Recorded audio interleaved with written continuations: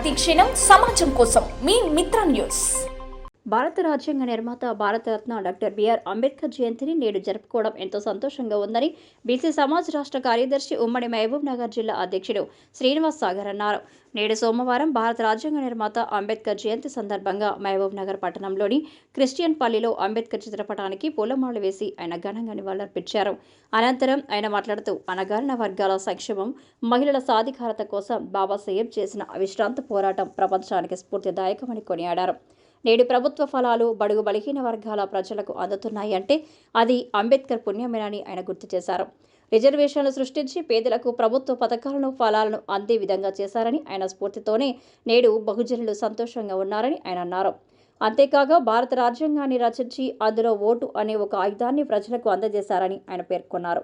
భవిష్యత్తులో బీసీలు, SC, ST, మైనార్టీలు రాజ్యాధికారం దిశగా ముందుకు రావాలని, ఇందుకోసం ప్రతి ఒక్కరూ ఐక్యతతో ఉండాలని ఆయన పిలుపునిచ్చారు. ఈ కార్యక్రమంలో బహుజనుల నేతలు భారీ సంఖ్యలో పాల్గొన్నారు.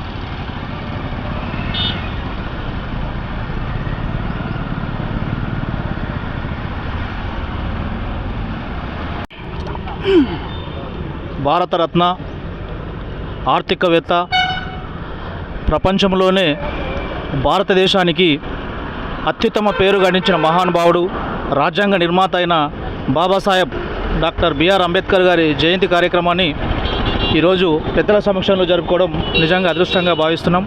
ఎందుకొరకంటే అంటరానితనం నుంచే తన జీవితకాలం మొత్తం అలుపెరుగని పోరాటం చేసిన గొప్ప మహా మేధావి డాక్టర్ అంబేద్కర్ గారు.